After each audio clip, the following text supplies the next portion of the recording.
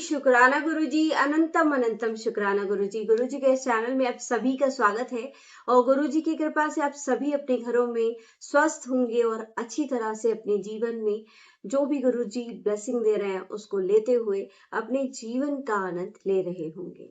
गुरुजी के चरणों में हम सिर्फ अपनी श्रद्धा भाव को समर्पण कर सकते हैं और कुछ नहीं। तो गुरुजी आपके चरणों में हम अपने श्रद्धा भाव को समर्पित करते हुए पूरा संगत परिवार आज आपका गुणगान करेगा। सत्संग के माध्यम से आपको हम हर पल याद रखते हैं और हमेशा याद रखेंगे, क्योंकि गुरुजी ने सत्संग का एक ऐसा माध्यम बनाया। गुरुजी ने ऐसा कहा कि जब जब तुम मेरा नाम लोगे मैं तुम्हारे पास होगा। तो सत्संग एक ऐसा माध्यम है जो उस टाइम से लेकर जब गुरुजी फिजिकल फॉर्म में थे और आज तक वो एक ऐसा माध्यम है जब हम हर पल गुरुजी को याद रखते हैं।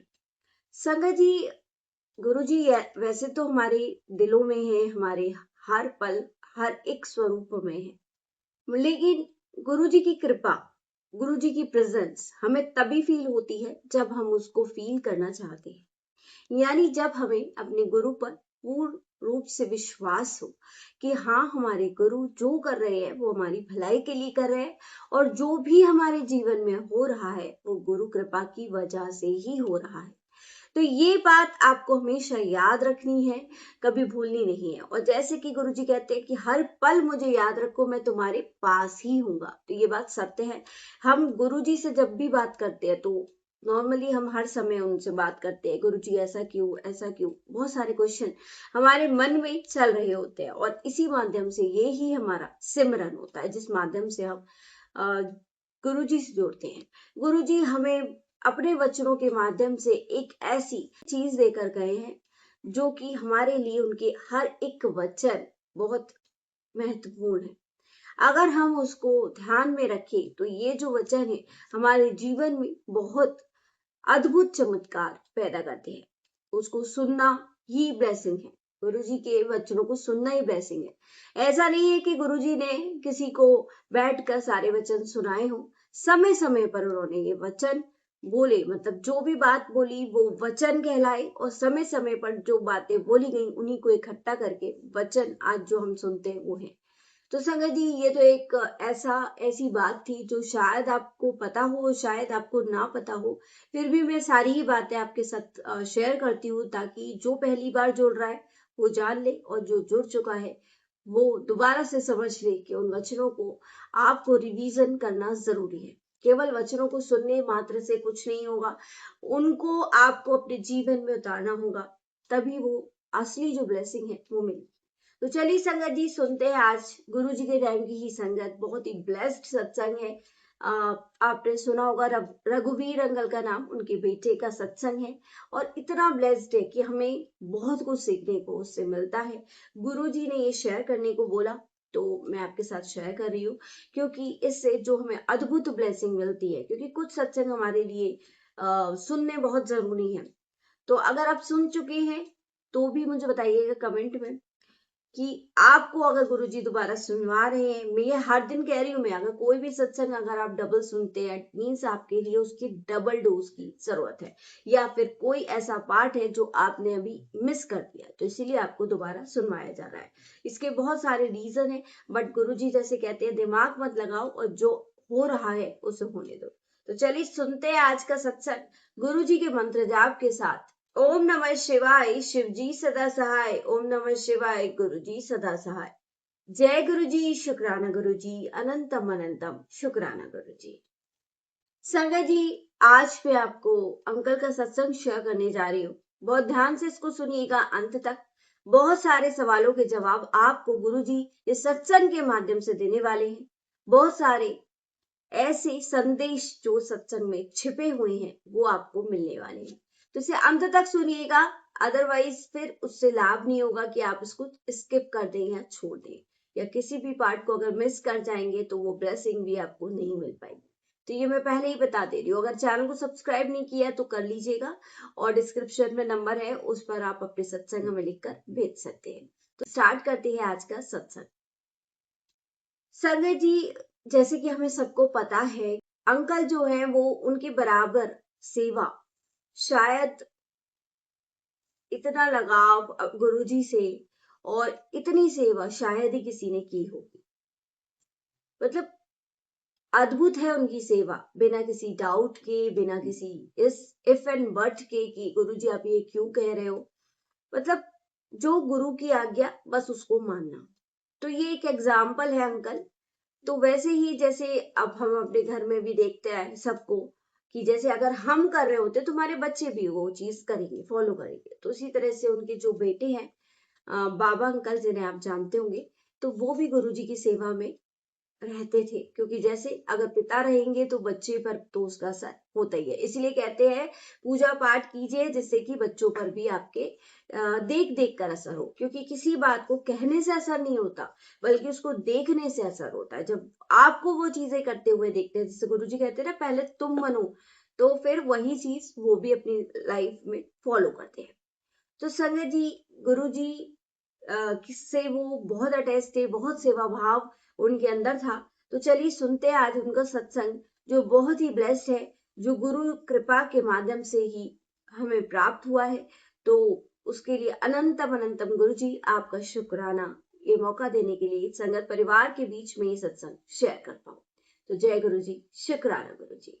संगत जी, अंकल कहते हैं कि गुरु जी को याद रखना बहुत आसान है और बहुत मुश्किल भी। आसान इसलिए है क्योंकि गुरुजी ने एक माध्यम बनाया जिससे हम उनको दिन रात याद करते हैं, और मुश्किल इसलिए जो विश्वास नहीं करते तो उनके लिए तो मुश्किल है गुरुजी को याद रख पाना। तो दोनों ही तरह से गुरुजी को अगर याद रखेंगे तो ब्लेसिंग ही मिलेंगी, और अगर याद नहीं रखेंगे सिर्फ कंप्लेंट करेंगे तो उस ब्लेसिंग से आप लोग वंचित रह जाओगे। संगत जी, गुरुजी से कई लोग सवाल पूछते थे कि कैसे हम उनको याद रखें, कैसे हम आपको याद रखें। तो गुरुजी कहते थे कि किसी आंटी को उन्होंने बोला था एक बार कि तू मैनू याद रखा कर, मैं तेरे काम करूंगा। यानी तू मुझे याद रख, मैं तेरे सारे काम करूंगा।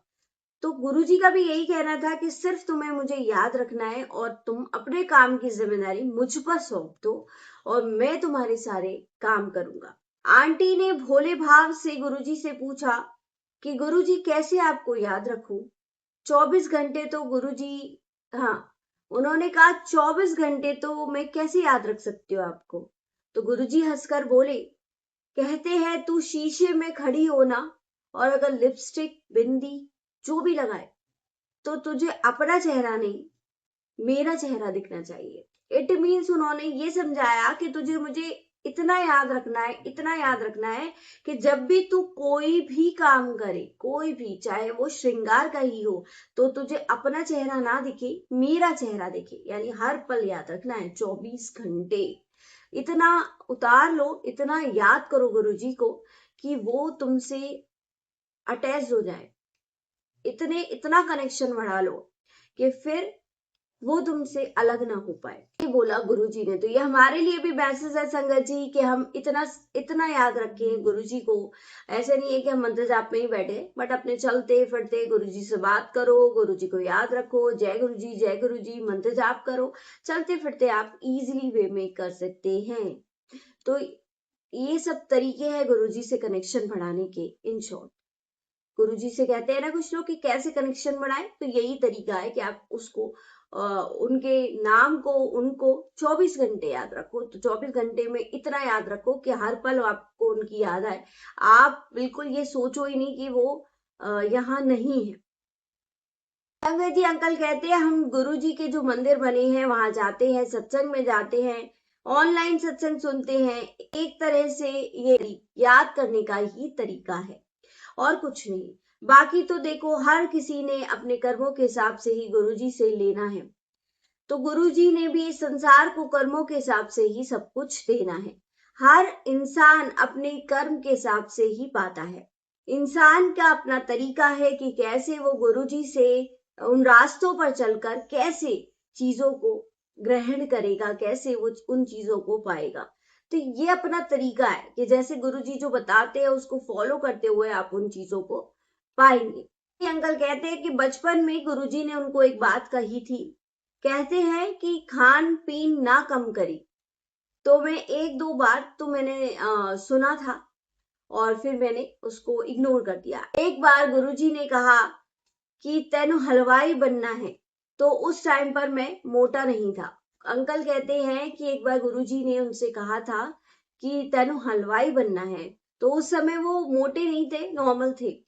बट गुरुजी तो हमारा आगे का सब कुछ जान सकते हैं, मतलब जो अब चल रहा है, जो बीत चुका हो, जो आगे आने वाला है, तो वो सब जानते हैं। तो उनको दिख रहा था कि वो जो फ्यूचर में मोटे होने वाले हैं। तो उन्होंने मेरे पेट पर उंगली मार कर बोले, कहते हैं तेरा हलवैया वर्गा ही है। हो सकता है कि थोड़े पंजाबी में इधर उधर वर्ड्स हो जाए, तो प्लीज माफ कीजिएगा गुरुजी और संगत जी, क्योंकि मेरी पंजाबी बस थोड़ी थोड़ी ही ठीक है। मैं झूठ नहीं बोलूंगी, जितना सिखा रहे हैं गुरुजी ही सिखा रहे हैं। अगर मैं कुछ गलत बोल जाऊं तो प्लीज माफ कीजिएगा, क्योंकि गुरुजी जो है वो तो बिल्कुल प्योर पंजाबी बोलते थे, है ना। और अभी भी कई बार अगर हम सुनते हैं गुरुजी किसी के थ्रू कुछ बुलवाते तो वो प्योर पंजाबी, और कई बार हम भी कुछ बोल देते हैं तो वो भी गुरुजी का ही एक मैसेज होता है। बट इसीलिए हम उससे छेड़छाड़ नहीं करते, क्योंकि अगर हम उसको समझ नहीं सकते तो हम अपने गुरुजी के भाव को अपनी तरीके से आपको समझा देते हैं कि किस तरीके से गुरुजी क्या बात कह रहे हैं। और बाकी तो गुरुजी सब जानते हैं, वही सिखाते हैं। ऐसी कई सत्संग है जिसमें गुरुजी ने अपनी संगत को, अपनी बेटियों को पंजाबी भी सिखाई है। तो जैसे भी सिखाएंगे वो हम सीखने को बिल्कुल तैयार है गुरुजी। तो बस इसीलिए आपको बोल रही हूँ कि कहीं कुछ वर्ड्स इधर उधर हो जाए तो प्लीज मुझे माफ कीजिएगा। तो उस टाइम पर समझ नहीं आया था कि तैनु फ्यूचर में मोटे होने का क्या मतलब है, कि उन्होंने वो देख लिया था। शादी के बाद तो वह गुरुजी उन्हें लगा शादी के बाद तो सब मोटे हो जाते, तो शायद यही गुरुजी कह रहे हैं। तो फिर भी ये बात उनके दिमाग से निकल गई। और बट गुरुजी आप तो जानते हैं ना कि गुरुजी जो कहते हैं वो पत्थर की लकीर होता है। तो क्योंकि गुरुजी ज्यादा नहीं बोलते थे और टू द पॉइंट बात करते थे, तो सिलसिला जिंदगी का ऐसे ही चलता रहा। तो जब पढ़ाई खत्म हुई, पढ़े लिखे हम उतने ही चारों भाई थे, हम तो बस डैडी की बात मानते थे। गुरुजी ने कहा गुरुजी से कि इसको तो कोई काम धंधा बताइए। गुरुजी से जब उन्होंने उनके बारे में पूछा, अंकल ने गुरुजी से जब उनके बारे में पूछा, तो गुरुजी ने सिर्फ खाने पीने के काम को बोला था। और आज से 4-5 साल पहले अंकल ने बताया कि, मतलब उनके पापा ने बताया, रघुवीर अंकल ने, कि एक बार क्या हुआ था कि गुरुजी को खाने पीने का बहुत शौक था, बहुत। मतलब वो बहुत चीजें परफेक्ट चाहते हैं हमेशा, जैसे आज भी चीजें वो आपसे भोग भी लगवाते हैं और बाकी चीजें भी। तो क्योंकि उनको बहुत शौक है, ऐसा नहीं है कि बहुत वैरायटी होनी चाहिए, पर जो हो वो अच्छा हो, मतलब अच्छा बना हो, गुड कुकिंग का कहते हैं ना, वो शौक है। तो संगत जी एक बार क्या हुआ कि गुरुजी का जब मन आ जाता था ना तो वो खुद से कुकिंग करते थे। तो अंकल ने ही बताया कुछ ऐसी बातें कि उन्होंने बताया कि आज से 4-5 साल पहले गुरुजी ने खुद कुकिंग की थी, क्योंकि उनको बहुत शौक था। और जब भी वो किसी के घर जाते थे तो वो कुछ ना कुछ उनके फेवरेट बनवाते ही थे। तो गुरुजी ने ना एक आंटी के घर गए और वहां से फिर वो उठ गए। आप बोले आंटी तू खाना नहीं बना, मतलब ऐसे कभी भी उनका मन हो जाता था ना खुद से खाना बनाने का, तो वो रोक देते थे, चाहे वो किसी के घर ही गए हो। उन्होंने कहा कि तुम खाना मत बनाओ, मैं बनाता हूँ, चल आज मैं खाना बनाता हूँ। तो गुरुजी ने किचन में जाकर दाल सब्जी अपने स्टाइल से बनाई।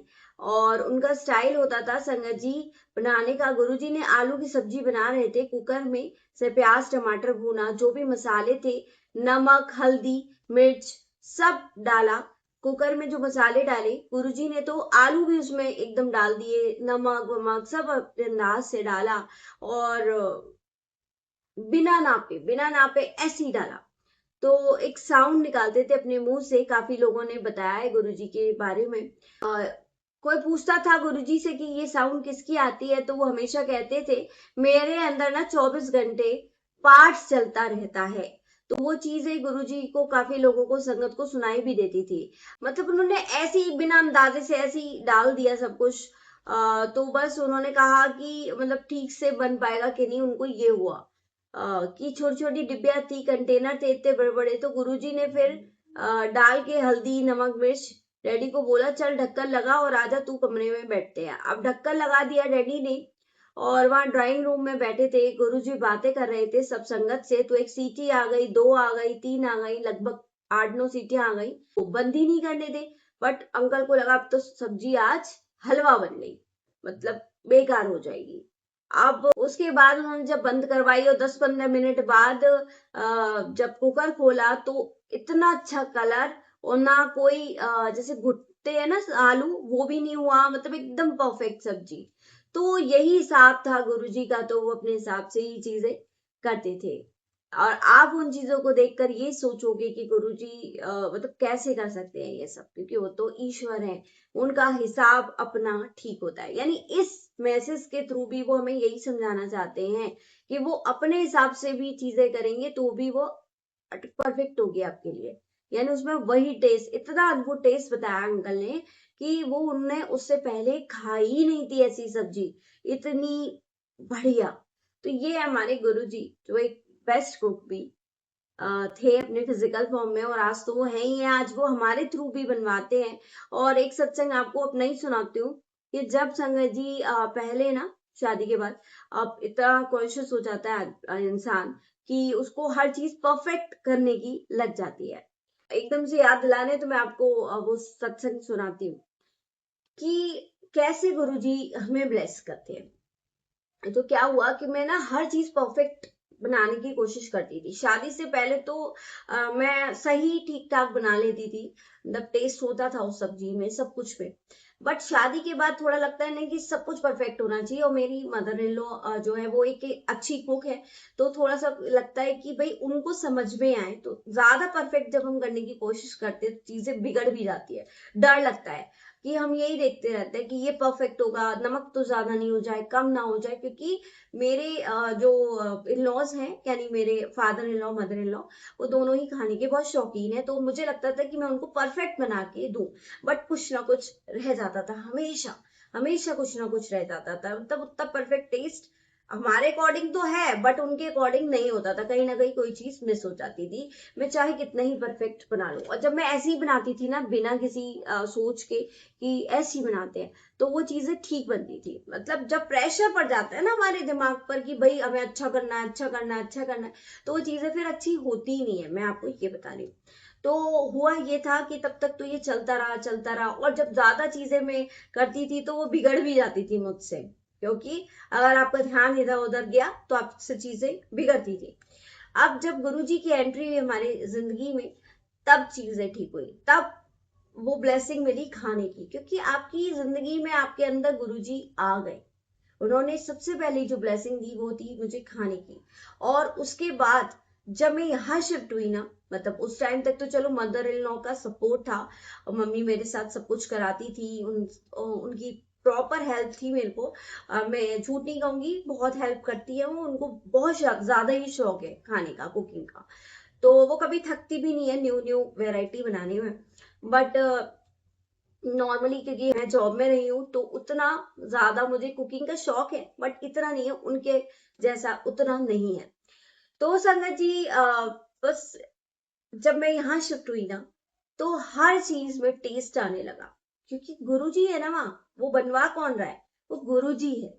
तो आज हमें ये समझ आता है कि गुरुजी को इतना शौक है ना खाने पीने का, वो बहुत सारी वैरायटी मैंने लॉकडाउन में भी बनाई। बट वो जब मैं यहाँ शिफ्ट हुई तो हर एक चीज में टेस्ट आने लगा, मैं अकेले ही चीजों को करने लगी, और मुझे नहीं पता था वो चीजें कैसे होती थी। बट जैसे गुरुजी तो सब सारे ही सवालों के हमारे जवाब देते हैं, वो चीजें इसलिए अच्छी होती है कि गुरुजी उसको ब्लेस कर रहे होते हैं। गुरुजी आपके हर एक खाने को आपके साथ बनवा रहे होते हैं, इसलिए वो चीजें परफेक्ट भी होती हैं, क्योंकि गुरुजी का जो हिसाब है वो बहुत परफेक्ट है। हाँ, एक चीज है जो मेरी मदर इन लॉ ने भी मुझे सिखाई थी कि खाने को चखना नहीं चाहिए, क्योंकि वो छोटा हो जाता है, क्योंकि हम उसको भोग भी लगाते हैं। कोशिश कीजिए कि आप खाने को बिना छूटे किए हुए ही परोसे। बट अगर कभी आपको नमक में, जैसे कभी कभी मेरे साथ भी हो जाता है, तो आप कभी कभी अगर किसी को खिलाना जा रहे हो और इस भाव के साथ कि आप उसको परफेक्ट ही खिलाओ, तो कभी कभी लगता है ना, मैं हमने नमक ज्यादा तो नहीं डाल दिया, डबल तो नहीं डाल दिया। तो इस पॉइंट ऑफ व्यू से केवल एक बार आप उसको थोड़ा सा निकाल कर चेक कर सकते हो। बट वो कभी कभी एक्सेप्शनल केसेस पर, ये नहीं कि आप रोज ही ऐसा कर रहे हो, तो वो नहीं चलता। संगत जी, हमें कोशिश करनी चाहिए, हमें अपने भगवान को जो भी भोग लगाना है वो बिना चखे लगाएं। और वो मेरी आप मानेंगे इस बात को कि मैं चीजें पहले ना मतलब इतनी परफेक्ट नहीं बनाती थी, कहीं नमक ज्यादा हो जाता था या कभी कम हो जाता था। बट जब स्पेशली हम लंगर के लिए बनाते हैं, या स्पेशली जब भी मन से बनाते हैं, कभी कभी लगता है ना, मन होता है जब कि कुछ अच्छा बनाकर अपनी फैमिली को खिलाना है, तो वो चीजें भी परफेक्ट ही बनती है बिना किसी नाप तोल के। तो वो कौन बनवाता है? वो हमारे गुरुजी बनवाते हैं। ये बात मैं आपको बताना चाहती हूँ। इस सत्संग के माध्यम से भी हमें यही पता चलता है कि आपका हर एक काम गुरुजी की कृपा से हो रहा है। जो टेस्ट आ रहा है ना चीजों में, वो गुरुजी की वजह से आ रहा है। तो उसके लिए आप गुरुजी का शुक्राना जरूर कर दीजिएगा। जय गुरुजी, शुक्राना गुरुजी।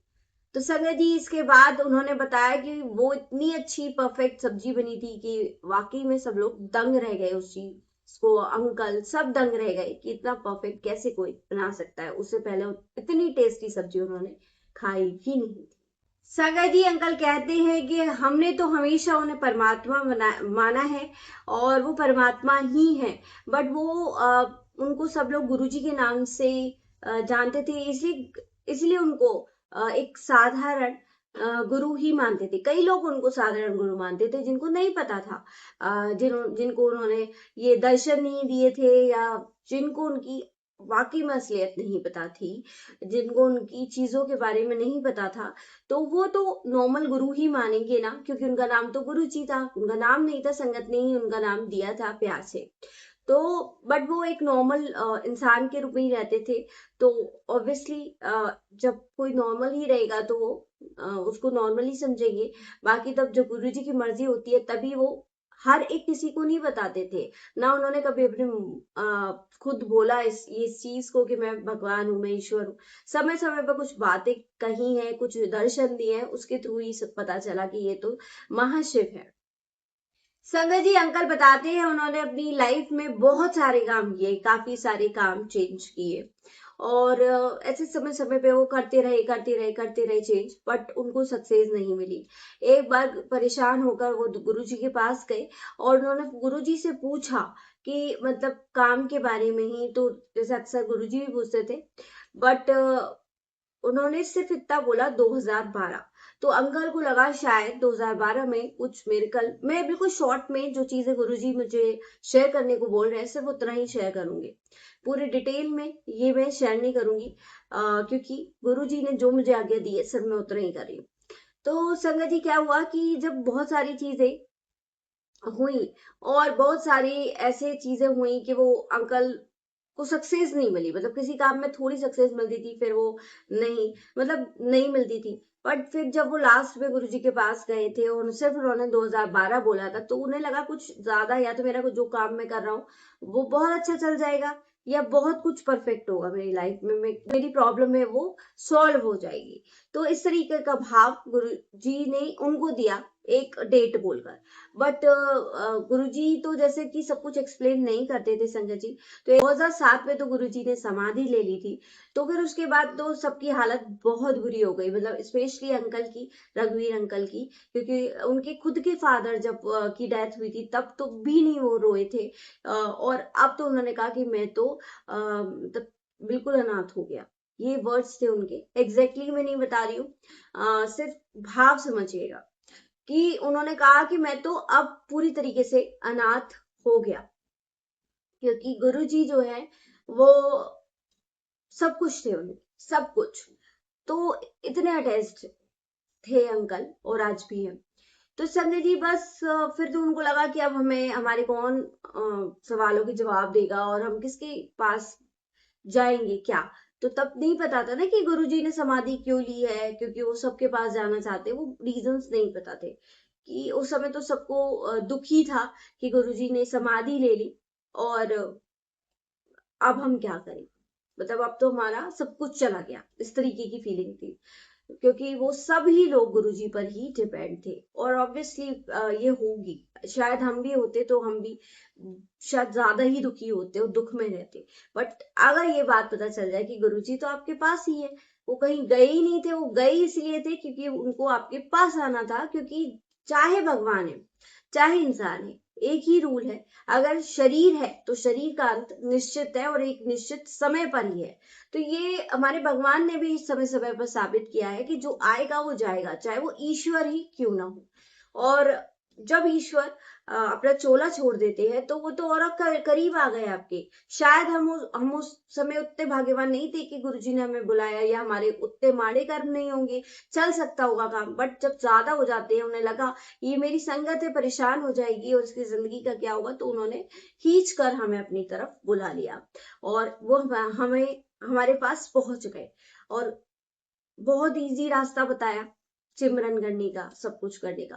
तो अब क्या हुआ संगत जी कि गुरुजी को, जैसे गुरुजी ने बोला था 2012, तो अंकल वेट करने लगे। उस समय चल रहा था 2002, तो कितना लंबा टाइम है, आप समझ सकते हैं कितना स्ट्रगल। एंड अंकल का कोई काम तो नहीं हो रहा था इस बीच में, पर फिर भी गुरुजी का एक विश्वास था, गुरुजी पे इतना अटूट विश्वास अंकल का कि उसको कोई डिगा ही नहीं सकता। बस उन्होंने कहा सिर्फ मैंने एक चीज याद रखी, अपने गुरु पर विश्वास, और उसको ही लेके वो चलते गए 2012 आ गई, जनवरी में कुछ नहीं हुआ। तब पता चला कि 2012 में तो दुनिया खत्म हो जाएगी, बट ऐसा फिर भी नहीं हुआ, चीजें सब चलती रही। और बाकी चीजें तो वो फॉलो करते ही है, क्योंकि उनके घर में ही सब कुछ सेवा भाव सिमरन ये तो सब है ही। लेकिन मैं आपको ये बताना चाहती हूँ कि जिसके जैसे कर्म है उसको भोगने पड़ते हैं, उसका टाइम भी निश्चित है। ऐसा नहीं कि वो फिजिकल फॉर्म में गुरुजी के करीब थे तो उनके साथ परेशानी नहीं आई, उनके साथ तो सब कुछ अच्छा अच्छा हुआ, ऐसा नहीं हुआ है। मतलब उनके वो कर्म थे, उनका जो टाइम पीरियड था वो उन्होंने कटवा दिया।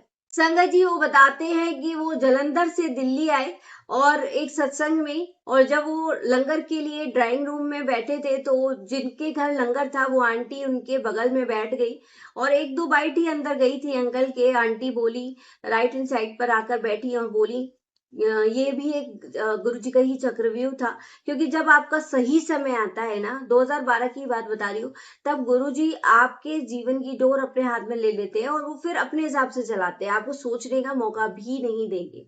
तो गुरुजी के पास आप जब भी जाओ तो अपनी अकल को बाहर छोड़कर आ जाओ, यही वो हमेशा कहते थे कि जूतियों के पास अपनी अकल छोड़ दो।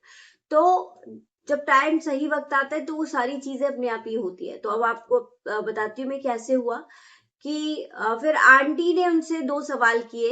एक तो काम के बारे में कि तेरा कारोबार कैसा चल रहा है, ये पंजाबी में बोला उन्होंने, बिल्कुल प्योर पंजाबी।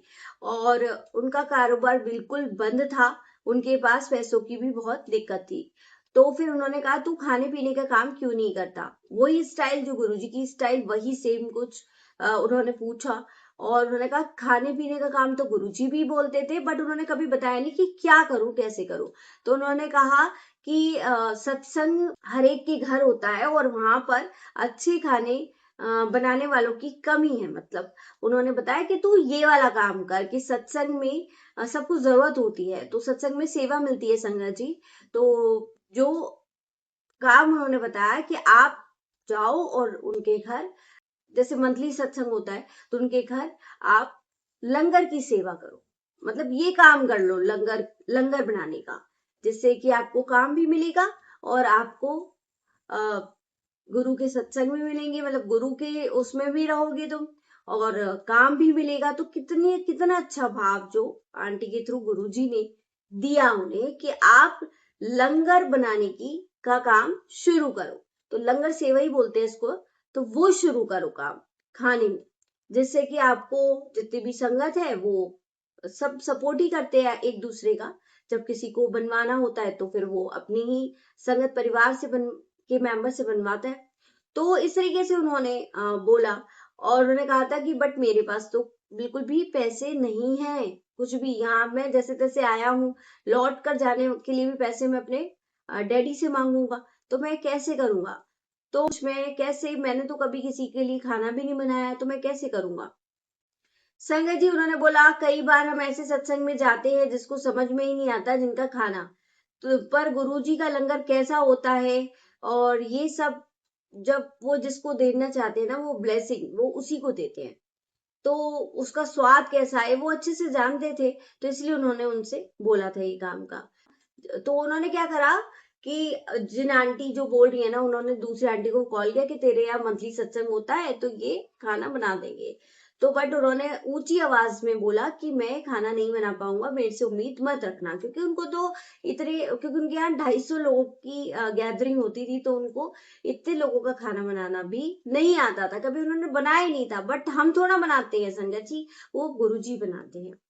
तो बस वहीं पर उनको एक ऐसे संगत मिल गई जो खुद उन्होंने हलवाई का काम किया था, और बाकी चीजें भी गुरुजी ने, मैं शॉर्ट में बता रही हूँ आपको, सब अरेंज कर दी। किसी आंटी के थ्रू भट्टी दिलवा दी, किसी के थ्रू कढ़ाई, भगोने, बर्तन, ये सब कुछ अरेंज करवा दी। क्योंकि गुरुजी जब कुछ काम करवाना चाहते हैं ना, देखिए हमारे जीवन में जो भी काम हम कर रहे हैं, जो हम ये सेवा कर रहे हैं, अब खाली सेवा कर रहे हैं वो तो अलग बात है, बट हमें भी पैसों की जरूरत के लिए, अपने परिवार की जरूरतों के लिए कोई ना कोई काम तो करना जरूरी है ही।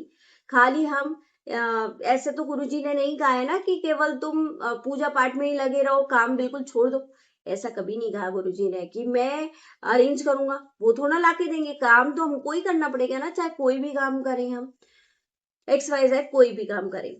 तो कोई ऑफिस में जाके काम करता है, कोई टीचिंग करता है, कोई कुछ करता है, कोई कुछ करता है, जो भी जिसकी सामर्थ्य, जो स्किल्स है, वो उसके अकॉर्डिंग, जो खाना बनाने का काम अच्छा कर सकता है वो खाना बनाने का काम करे। तो आज का मुझे लगता है गुरुजी किसी को मैसेज देना चाहते हैं कि वो जो काम सोच रहे हैं वो शुरू कर ले, क्योंकि ये उनके लिए एक बेहतर समय है।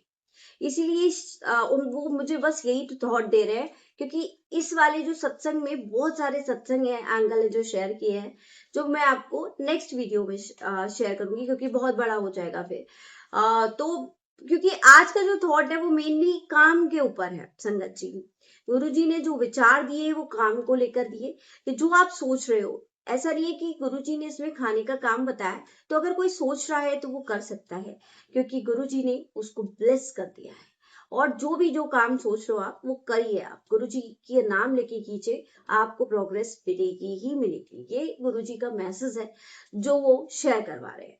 तो बाकी आप लोग गुरु जी का सिमरन कीजिए, वो ठीक है, गुरु जी का पूजा पाठ कीजिए, क्योंकि उन्होंने इतना इजी वे बताया गृहस्थ में रहकर। अब गृहस्थ में तो काम भी करना पड़ेगा ना आपको, अपने बच्चों के लिए और सबके लिए मिलकर करो, क्योंकि आजकल खर्चे भी बढ़ चुके हैं, आप सब जानते हैं। तो अगर आप में कुछ स्किल है, आप कुछ कर सकते हो तो करो, चाहे वो लेडी जेंट्स हो चाहे लेडीज हो, काम हर एक को करना चाहिए।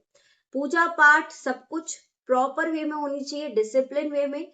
और प्लस आपका जो काम है, जो भी आप कर सकते हो, बैठे हुए आपको टाइम वेस्ट नहीं करना, आपको अपना काम करना है। गुरुजी का यही आदेश है। जैसे कहा है कि कर्म जरूर करना चाहिए, तभी आप फल की भी इच्छा कर सकते हो। अब यहाँ पर जो पूजा पाठ बताते हैं वो भी तो कर्म का ही हिस्सा है, जब आप करेंगे तभी कर्म कटेंगे। तो जो अगर आपको पैसे चाहिए तो उसके लिए भी आपको कोई कर्म करना पड़ेगा, तभी आपको गुरुजी ब्लेस करेंगे।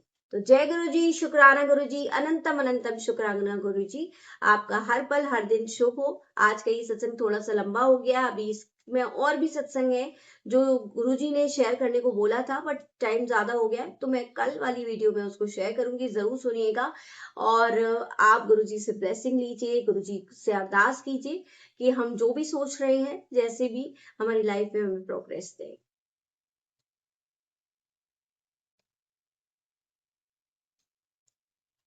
ओम नमः शिवाय, शिव जी सदा सहाय। ओम नमः शिवाय, गुरु जी सदा सहाय। जय गुरु जी, शुक्राना गुरु जी, अनंतम अनंतम शुक्राना गुरु जी।